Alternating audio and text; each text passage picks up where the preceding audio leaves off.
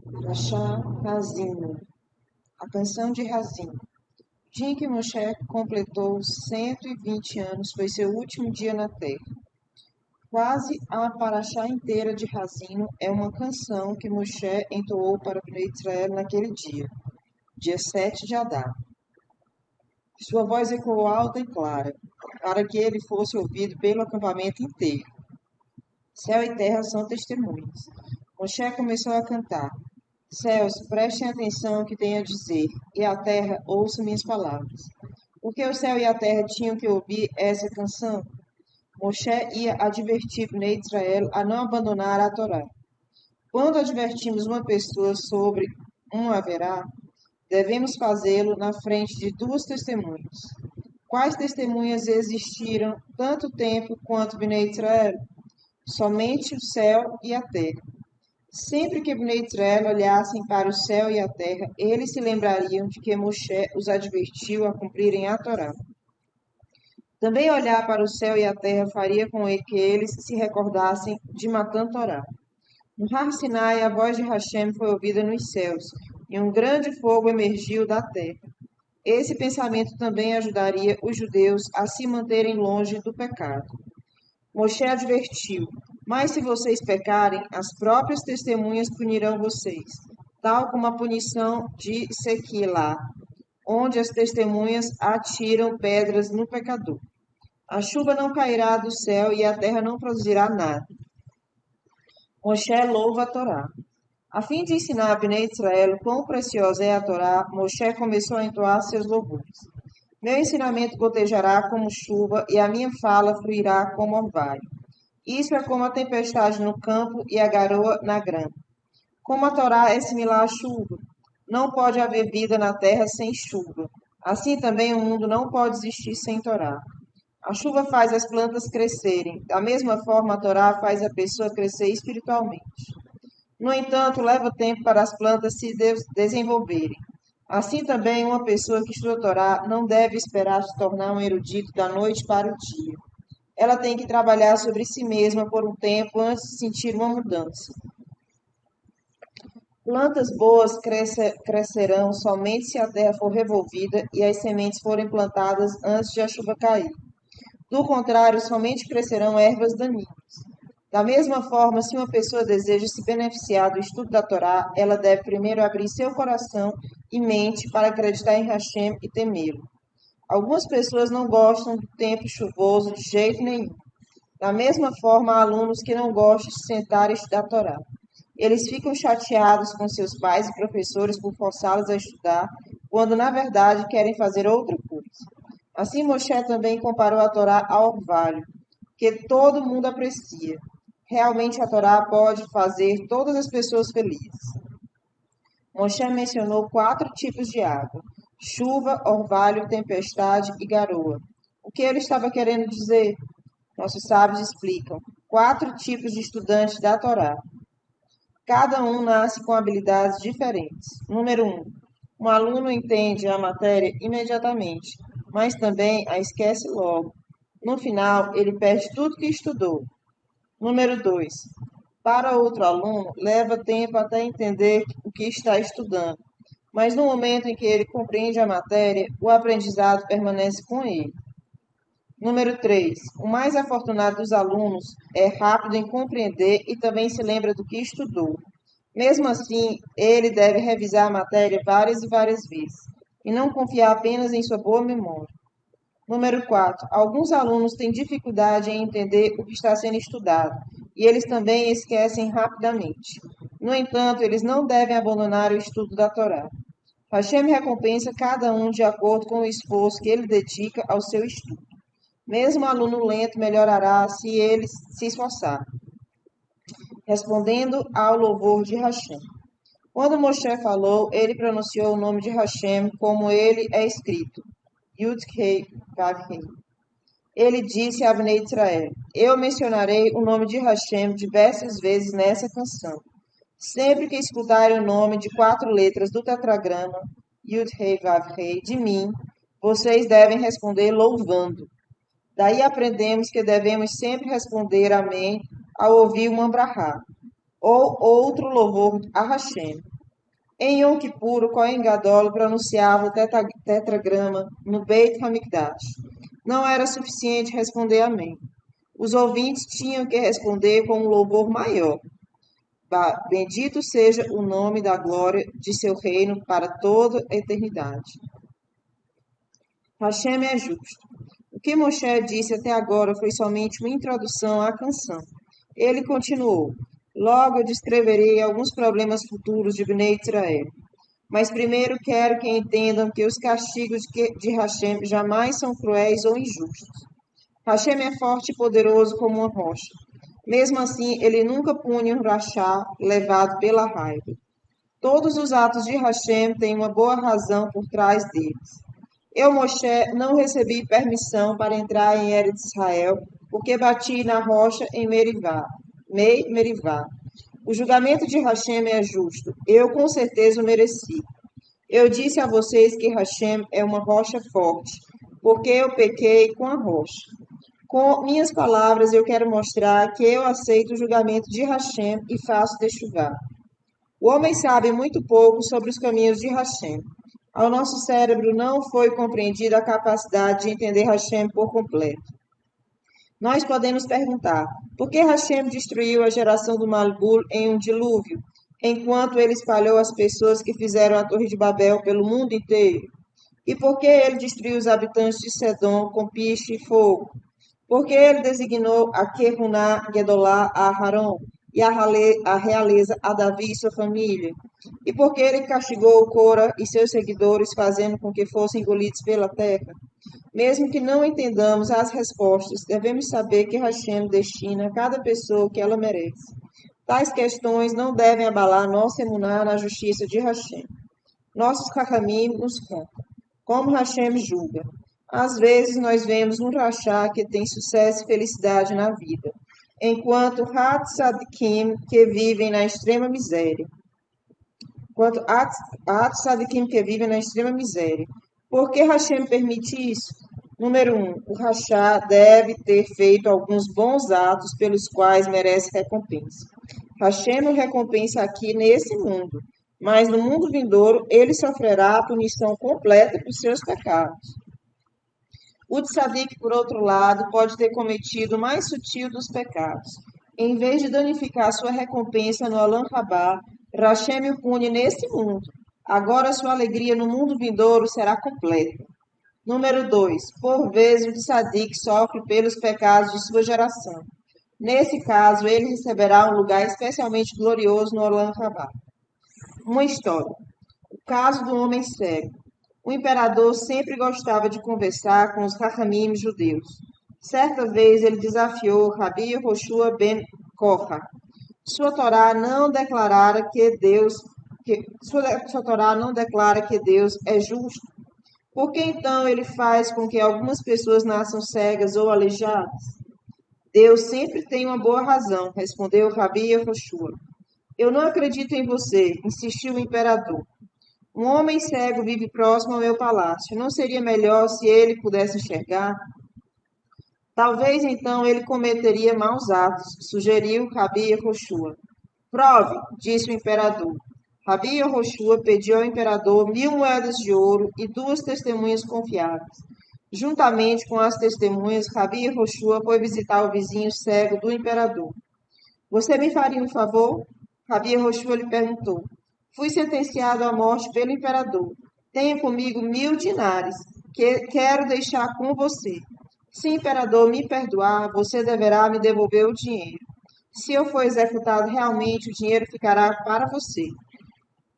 Sem dúvida, você pode deixar o dinheiro aqui comigo. Fique tranquilo, respondeu o homem cego com uma expressão de satisfação. Depois de 3 meses, Rabi Yehoshua voltou até a casa do homem cego e anunciou. Graças a Deus, o imperador cancelou o seu decreto. Eu viverei. Por favor, devolva meu dinheiro. Que dinheiro? Perguntou o homem cego, fingindo surpresa. Não sei do que você está falando. Rabi Yehoshua levou o homem diante do imperador e disse, eis aqui as 2 testemunhas que sua majestade me deu. Elas me viram entregando dinheiro a esse homem, que agora nega que o recebeu. O homem cego continuou insistindo. Essas testemunhas estão mentindo. Eu nunca recebi nenhum dinheiro de Rabi Yehoshua. Rabi Roshua compreendeu que o vigarista somente admitiria a verdade se ele usasse um truque. Você jamais terá alguma coisa dessa fortuna. Ele sussurrou ao homem cego. Quando eu saí de sua casa, escutei sua esposa dizer a outro homem: Meu marido está sendo levado para ser executado pelo imperador. Agora eu e você desfrutaremos desses 1000 dinários juntos. Isso fez com que o homem cego ficasse enfurecido. Ele correu para casa e imediatamente voltou com o dinheiro. Rachá, Rabi Roshua lhe disse: Se eu não tivesse usado minha sabedoria, você teria roubado dinheiro. Ele então se dirigiu ao imperador. Vê, majestade, porque Deus fez com que ele fosse cego. Eu vejo que Deus é de fato justo em todos os seus caminhos, admitiu o imperador. Ele deu a Rabi Roshua preciosas pérolas de presente e proclamou: Seu Deus é grande, seu povo é afortunado, bem como todos que aprendem dos sábios judeus. Uma história, um castigo justo. Certa vez, um rei judeu da casa dos Hashmonaim teve um argumento com sua esposa. O rei afirmava: a carne de cabra é a mais deliciosa do mundo. A rainha discordava: acho a carne de carneiro muito melhor em todos os aspectos. Eles continuaram discutindo. Finalmente decidiram chamar o Cohen Gadol e pedir sua opinião. Como ele comia de ambas as carnes com muita frequência, ele era a melhor pessoa para opinar sobre o assunto. O Cohen Gadol Isacar foi chamado. Ao saber o que estava sendo discutido, ele riu e balançou a mão. É fato, ele declarou, que a carne de carneiro é a melhor de todas. O rei não ficou satisfeito em ser contrariado em frente à corte inteira. Ele também ficou bravo por o Cohen Gadol estar fazendo piadas sobre o assunto. Como você ousa ser tão rude a ponto de balançar sua mão assim? Gritou o rei furioso. Sua mão direita será cortada imediatamente. O Cohen Gadol ficou muito abalado em ouvir que perderia sua mão direita. Ele tentou subornar o carrasco a cortar sua mão esquerda em vez da direita. Algum tempo depois, o rei descobriu que a mão esquerda do Cohen Gadol fora cortada no lugar da direita. Itzacar foi rapidamente chamado ao palácio por desobedecer minhas ordens. O rei gritou com ele: Sua mão direita será cortada agora também. Quando Rabi Yosef, um dos Rahamim, ouviu isso, ele exclamou: Bendito é o Todo-Poderoso que deu Itzacar, o Cohen Gadol, sua punição aqui nesse mundo. Isso é melhor para ele do que sofrer no Olam Rabá. O que esse Cohen Gadol fez de errado? Itzacar era culpado de um grave pecado. Ele costumava colocar uma luva de seda em sua mão direita antes de começar a avodar, pois ele não queria tocar na carne com a sua mão. Isso é proibido. Como resultado, foi decretado no céu que ele perderia sua mão direita. Não havia jeito de ele escapar dessa punição, nem mesmo através de suborno. Se Hasbe Shalom, uma tragédia ocorre com a pessoa, é difícil para ela reconhecer a justiça de Hashem. Mesmo assim, ela é obrigada a acreditar que todos os caminhos de Hashem são justos. Nossos Rahamim nos deram uma brachá para ser dita ao ouvirmos sobre a morte de um parente próximo.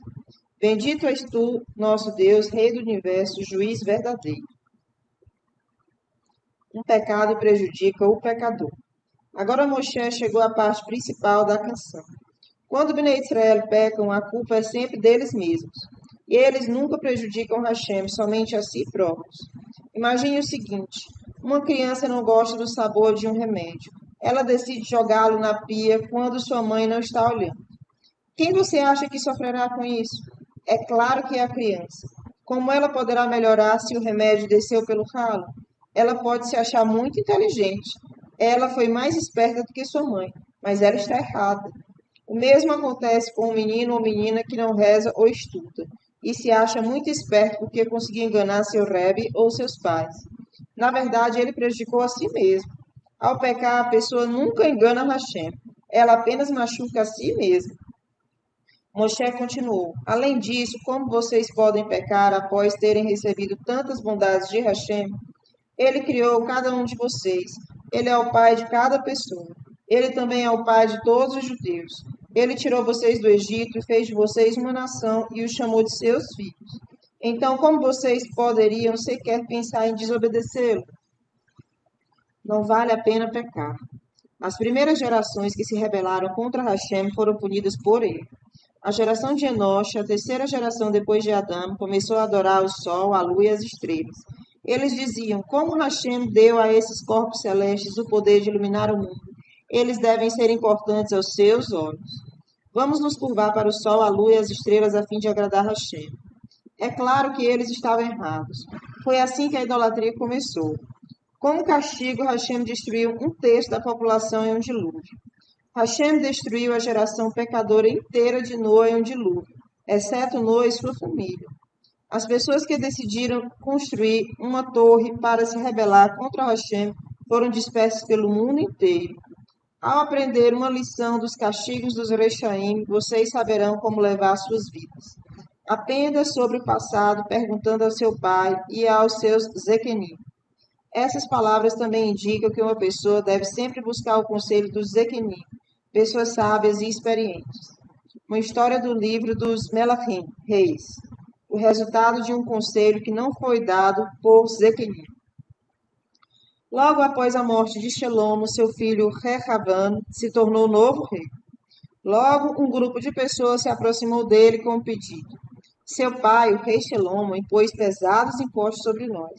Sua grande família e os vários estábulos custam muito dinheiro, e nós temos que pagar para mantê-los. Fazíamos isso de boa vontade, pois nosso rei era conhecido mundialmente.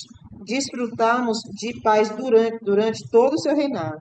Mas agora pedimos um favor. Por favor, alivie um pouco o nosso peso. Se você abaixar os impostos, seremos sempre seus leais servos. Rehavam respondeu: preciso de 3 dias para decidir. Vou consultar meus conselheiros. Rehavam convocou os Zequenim, que costumavam aconselhar Shelomo, para ver o que eles pensavam sobre o assunto. Sua sugestão foi: concorde com o pedido das pessoas. A coisa mais importante para você nesse momento é ganhar a lealdade da nação. Rehavam também pediu a opinião de alguns amigos que eram seus amigos de infância. Mostra ao povo quem é o verdadeiro chefe aqui. Eles aconselharam: não ceda.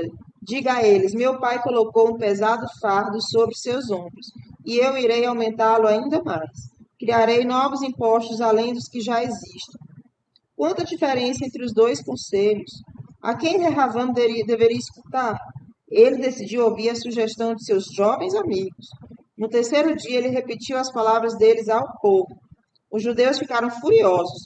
Nós não aceitaremos mais um rei descendente da família de Davi. Eles declararam: vamos nos rebelar. Rehavam enviou um de seus homens para acalmar o povo, mas ele foi apedrejado e morto. Bnei Trela escolheram um novo rei, Yarovam. Somente 2 tribos, Yehudá e Benjamim, permaneceram fiéis a Rehavam. Hashem havia anteriormente advertido ao rei Shelomo de que depois de sua morte seu reino seria dividido em 2, pois Shelomo havia pecado. Agora isso se concretizava. Moshe continuou: Hashem não destruiu a geração que construiu a torre, porque ele sabia que no futuro Bnei Israel nasceria dela. A bondade de Hashem no deserto. Vejam quanto Hashem ama vocês. 50 dias depois de deixarem o Egito, todos vocês ouviram a voz de Hashem quando ele nos deu a Torá no Har Sinai. Enquanto vocês vagavam pelo deserto, ele os alimentou com a comida celestial e a água de uma rocha. No deserto perigoso, onde animais selvagens perambulam, ele cercou vocês com nuvens de proteção. Essas também os protegiam das nações que vinham atacá-los. Enquanto isso, Hashem os educava para se tornarem uma nação sábia e sensata. Hashem agiu como a águia mãe. Quando a águia se aproximava de seu ninho, ela voa lentamente e agita suas asas para que seus filhotes saibam que ela está chegando. Ela não quer assustar os pequenos. Da mesma forma, quando Hashem falou com vocês no Har Sinai, ele não permitiu que ouvissem todo o poder de sua voz. Vocês não sobreviveriam a isso. Ele falou com vocês somente em uma voz que vocês pudessem suportar. Além disso, todos os outros pássaros carregam seus filhotes entre seus pés. Eles têm medo de colocá-los nas costas, porque uma águia pode vir rapidamente por cima e levá-los embora. Somente as próprias águias se atrevem a carregar seus filhotes nas costas, já que elas voam mais alto que qualquer outro pássaro. Dessa forma, elas também protegem os filhotes das flechas dos homens. Hashem, por assim dizer, também protegeu vocês da mesma forma. Quando vocês fugiram do exército de Faraó no Yam Suf, ele colocou sua nuvem de trás de vocês para protegê-los das flechas dos egípcios. A bondade de Hashem em Eretz Israel. Hashem trará vocês para Eretz Israel e dará a vocês seus deliciosos frutos. Vocês serão figos que produzem mel, azeite de oliva, leite e nata doce do gado, grãos de trigo grandes e carnudos e o melhor vinho. Cada uva dará uma grande quantidade de vinho. Vocês também terão o espólio e as riquezas de outros países, mas somente se cumprirem a Torá. Bnei Israel se rebelarão. Moshe previu. Quando Bnei Israel se tornarem ricos e bem-sucedidos, eles se esquecerão dos caminhos de Hashem. O povo despertará sua ira por meio de pecados, tais como roubo, casamentos proibidos e adoração de ídolos. Por que Bnei Israel se rebelariam? Uma parábola, a vaca gorda. Um fazendeiro alimenta sua vaca com grãos tão macios e saborosos que ela se torna gorda e forte. Um dia, quando o fazendeiro entra em seu estábulo, sua vaca lhe dá um chute no tornozelo. Por que ela fez isso? Pensa o fazendeiro. De repente a resposta lhe ocorre. Você está transbordando de energia porque eu superalimentei você. A chave da parábola. Quando as pessoas passam por dificuldades, elas rezam para Hashem ajudá-las. Elas nem ousam se rebelar contra ele. Somente depois que Bnei Israel desfrutaram a vida boa de Eretz Israel, é que eles protestaram contra Hashem. Quanto mais fácil a vida de uma pessoa, maior o perigo dela abandonar Hashem. O castigo. Hashem dirá: Eu ocultarei minha face deles. Eles então verão se os deuses que escolheram os ajudarão. Assim como eles me abandonaram, eu os abandonarei. Eles desprezaram as palavras da Torá, portanto Deus tornar-se-á seu inimigo. Eles serão uma geração desonesta na qual não se podem confiar. Qual a importância de um nome? Rabi Meir, Rabi Yehudá e Rabi Yossi estavam viajando juntos. Por onde passavam, Rabi Meir insistia em perguntar o nome de todas as pessoas com quem falava. Se o nome da pessoa estivesse ligado a alguma coisa ruim na Torá, ele se recusava a confiar nela. Certo era Shabat, eles chegaram à estalagem. Como de costume, Rabi Meir perguntou ao estalajadeiro qual era o seu nome. Kidor, esse respondeu. Rabi Meir ficou pensativo por um instante. A canção de Razino diz: Eles são uma geração desonesta. Ele disse a si mesmo: Melhor eu não confiar nesse homem. Como o Shabat estava rapidamente se aproximando, ele decidiu ficar lá, mas sem entregar seu dinheiro para o homem guardar. Em vez disso, ele escondeu em um pote, que enterrou em um buraco próximo à hospedaria. Os outros dois Rahamim deram suas bolsas a Kidor para que ele os guardasse em um lugar seguro durante o Shabat.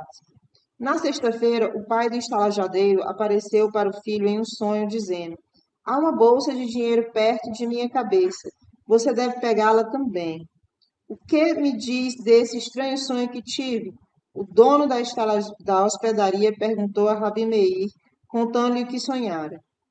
Eu acho que é algo sem sentido, respondeu Rabi Meir. Sonhos que a pessoa tem na noite de sexta-feira normalmente são inexpressivos. Porém, Rabi Meir ficou receoso e ficou cuidando do seu pote de dinheiro perto do buraco. Afinal, ele pensou, é melhor se garantir. Quando acabou o Shabat, Rabi Yehudá e Rabi Yossi pediram ao estalajadeiro que devolvesse suas bolsas. Do que vocês estão falando? Perguntou o homem. Vocês nunca me deram nada. Eles foram contar a Rabi Meir o que acontecera. Por que não perceberam uma indicação em seu nome? Rabi Meir lhes perguntou. Eu entendi que alguém com um nome como Kidor não podia ser uma boa pessoa. Você deveria ter nos avisado, os Rahamim o repreenderam. Bem, eu não tinha certeza absoluta, respondeu Rabi Meir. Simplesmente senti que era melhor tomar cuidado. Os três grandes rabinos pensaram uma maneira de ter seu dinheiro de volta. Eles decidiram dar um pouco de licor ao estalajadeiro. Talvez ele admitisse a verdade enquanto estivesse bêbado. Eles o levaram para um baile e pagaram uma dose, depois a outra, o que o homem gostou muito, até ele não conseguir mais pensar com clareza. Então um dos Rahamim notou que no bigode do homem havia restos de lentilha. Na última refeição que ele fizera. Venham que vejo, ele sussurrou aos outros. Esse homem não se dá o trabalho de lavar as mãos antes do Bicat Ramazon. Do contrário, ele teria limpado seu bigode. Agora que sabemos o que ele comeu de almoço, podemos usar isso ao nosso favor. Eles enviaram um mensageiro até a esposa do homem. Seu marido pediu que você me entregasse as 2 bolsas que ele estava guardando. Como prova de que ele me enviou aqui, ele pediu que diga o que ele comeu lentilhas de almoço. A esposa entregou as 2 bolsas, que ele devolveu aos Rachamim. Levou muito tempo até o estalajadeiro despertar de seu sono profundo, resultante da bebedeira. Ao voltar para casa e descobrir o que acontecera, ele ficou tão furioso que matou sua mulher. Depois desse incidente, todos os 3 Rahamim passaram a ser extremamente cuidadosos em perguntar os nomes de todas as pessoas com quem lidavam. Moshe continuou: Hashem diz: tal como eles me irritaram com os deuses sem valor, assim também eu colocarei contra eles uma nação tão baixa que nem merece ser chamada de nação. Hashem cumpriu essa advertência quando os babilônicos destruíram o primeiro Beit HaMikdash. Eu trarei muitos infortúnios sobre Bnei Israel, inclusive as 78 maldições que estão na Torá. Eles sofrerão de fome e cobras venenosas em suas cidades. Até mesmo ovelhas e outros animais dóceis os atacarão. Fora das cidades, eles serão rodeados por inimigos. Hashem não destruirá Bnei Israel. Se Hashem permitir que Bnei Israel sejam destruídos, os inimigos dirão que seus deuses aniquilaram os judeus. Portanto, Hashem jamais permitirá que Bnei Israel sejam destruídos por completo. Os inimigos não são sábios. Eles se recusam a admitir que é Deus quem faz com que os judeus sofram. Eles acham que, porque são fortes, um deles pode afugentar 1.000 judeus e 2 deles podem perseguir 10.000 judeus. Realmente, isso não é algo natural. Os judeus costumavam ser uma nação forte, que ganhava suas guerras. O inimigo é vitorioso somente porque Hashem decretou que os judeus seriam punidos. Histórias. O decreto de punição de Hashem para Bnei Israel. Essa história aconteceu durante a destruição do primeiro Beit HaMikdash. Um soldado inimigo estava sem sucesso perseguindo um judeu.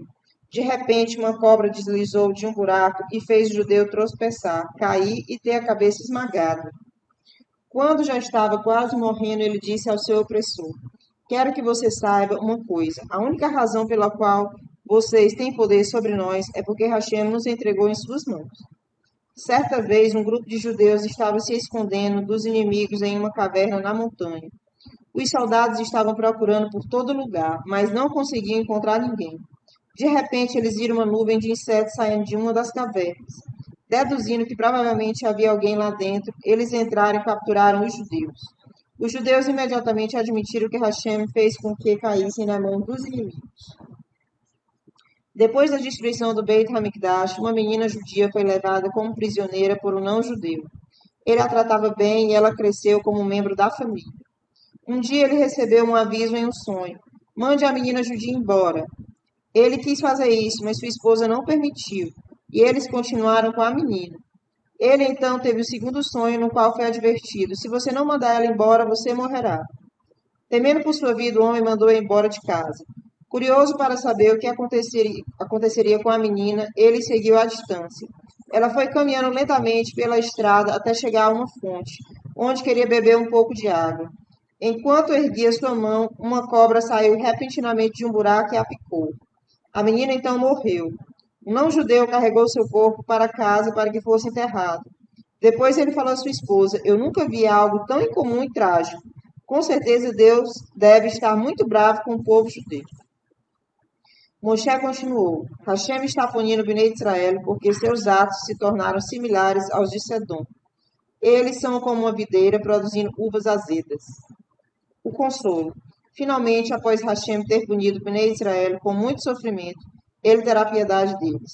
Hashem esperará até Bnei Israel ficarem desesperados, pois eles verão que não há ninguém para ajudá-los. Hashem dirá: eu remirei Bnei Israel da Galut, exílio. Então todos verão claramente que eu sou Deus Todo-Poderoso e não há outra força. Eu faço com que as pessoas morram, e eu farei com que revivam em Tehiat Hametim. Eu firo e eu curo, e ninguém que peca pode escapar de minha punição. Nossos sábios nos contam sobre Tehiat Hametim. Depois que Mashiach chegar, Hashem reviverá os Tzadikim de Bnei Israel. Aqueles enterrados em Eretz Israel se levantarão primeiro. Os que estão enterrados fora de Eretz Israel primeiro rolarão sob passagens subterrâneas até Eretz Israel. Ali eles novamente receberão suas almas e se levantarão da terra. Uma pessoa que era aleijada ou cega nesse mundo se levantará do jeito que era, para mostrar que é a mesma que foi ressuscitada. Mas depois Hashem irá curá-la de modo que seu corpo ficará perfeito. Essas promessas podem parecer maravilhosas e extraordinárias para nós. Na realidade, cada um de nós experimenta um tipo de Terriat Hametim, todos os dias. Quando vamos dormir, estamos cansados e sem esforços. Enquanto dormimos, podemos ser comparados a um morto. Nossas mentes não funcionam e não estamos conscientes do que acontece à nossa volta. A cada manhã um milagre ocorre. Hashem devolve nossas almas e nós acordamos revigorados, como uma nova pessoa. Este pequeno nível de Tekiat Hametim é uma amostra da futura ressurreição dos mortos. Castigo dos inimigos. Hashem diz: Eu juro que punirei aqueles que fizeram mal à vida de Israel. Diferente de um ser humano, posso esperar para aplicar a punição. Ninguém pode escapar à minha justiça. Eu existo para sempre e posso punir alguém, mesmo depois de sua morte. Eu vingarei todo o sangue judeu derramado desde os primórdios do mundo. Eu perguntarei às nações: por que vocês assassinaram os judeus? Nós não fizemos isso, elas mentirão. Mas eu me vestirei com os corpos dos judeus mortos, por assim dizer, e provarei seus atos perversos. E se os inimigos tentarem se defender dizendo: não foi nossa culpa, o Senhor Hashem decretou que os judeus deveriam sofrer. Eu responderei: eu coloquei Bnei Israel em suas mãos, mas não disse a vocês que eu os tratasse tão cruelmente. Vocês escolheram ser cruéis. Eu julgarei cada transgressor de acordo com o nível de sua perversidade. Quando as nações do mundo virem minha justiça, elas louvarão Bnei Israel.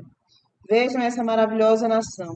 Todos esses anos na Galut, eles permaneceram fiéis ao seu Deus, apesar de toda dor e sofrimento. Finalmente, Bnei Israel serão consolados. A terra de Eretz Israel também será apaziguada, pois todo o sangue nela derramado será vingado. Essa última parte de Razino ensina que ninguém escapará do castigo de Hashem. Nossos sábios ilustram isso com parábolas, fugindo do castigo. Certa vez um rei sentenciou um criminoso à morte. Enquanto esse estava sendo levado, ele conseguiu se soltar das correntes e começou a correr desesperadamente. Como ele poderia saber que o rei colocara guardas ao redor de toda a vizinhança? As pessoas que observavam a cena riam. Não se incomode de ir muito longe. Elas gritavam para ele: você vai acabar tendo um longo caminho para andar de volta. Da mesma forma, nenhum rachá escapa de Hashem. A punição o alcançará. A outro machado. Este fala sobre um homem que repetidamente trapaceava no pagamento dos impostos. Quando estava prestes a ser preso, ele implorou ao policial: eu tenho algumas centenas de dólares em minha carteira. Pegue tudo e deixe-me ir. De jeito nenhum, respondeu o policial. Não pense que se livrará de tudo assim tão facilmente. Você está sendo preso não apenas pelos impostos que deixou de pagar esse ano, mas pela quantia enorme que deve por todos os anos em que enganou o governo. Você terá que pagar cada centavo. Da mesma forma, Hashem castigará os Rechaim por todos os seus maus atos, mesmo que muitos anos tenham se passado.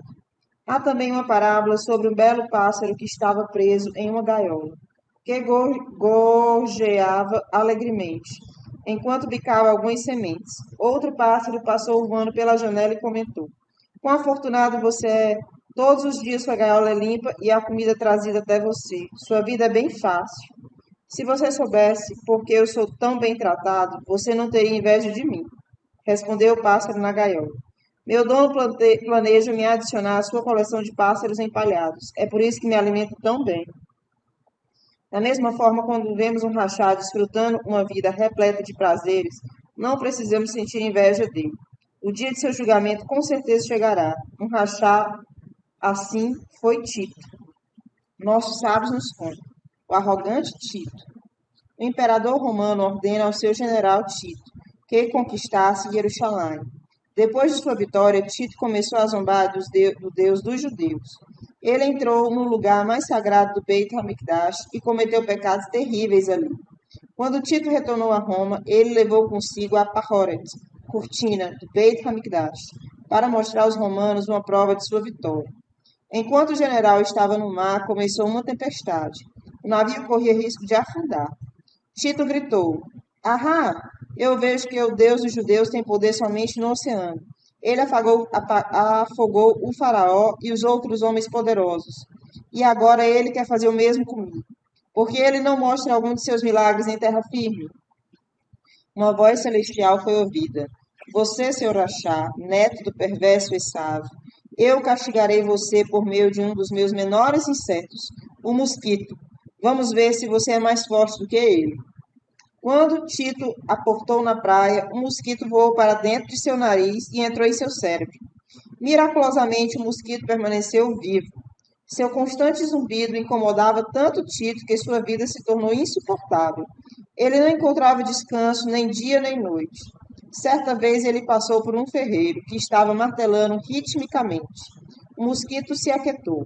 Eu quero que um ferreiro venha ao meu palácio todos os dias, ordenou Tito. O barulho do martelo silencia o zumbido na minha cabeça. Depois de um mês, o mosquito se acostumou ao som das marteladas e continuou a zunir dentro do cérebro de Tito. Tito sofreu dessa maneira até o fim de sua morte. Antes de morrer, ele ordenou aos seus servos que queimassem seu corpo após o falecimento e que suas cinzas fossem espalhadas por todos os oceanos. Ele achava que os deuses judeus não conseguiriam encontrá-lo e trazê-lo a julgamento. Como todos os Rechaim, ele não admitia que Hashem julga a alma da pessoa após seu falecimento. A canção de Razino é como um contrato que Hashem fez com o povo judeu.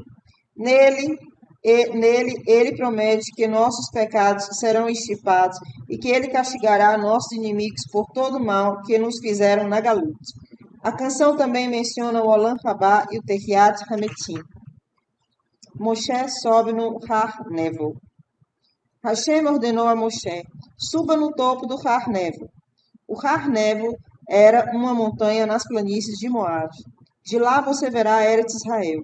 Você morrerá sobre essa montanha, e sua alma se juntará à alma de seu pai Arã e à de seus antepassados. Mesmo que você não entre em Eretz Israel agora, você entrará lá depois de Tehiat Hametim. Então você guiará a sua geração até a terra. Hashem Moshe disse então: eu tenho mais um pedido antes de morrer. Qual é? Hashem perguntou. Posso dar minhas bênçãos a Bnei Israel? Hashem concordou. Na próxima paraxá, Moshe abençoa Bnei Israel.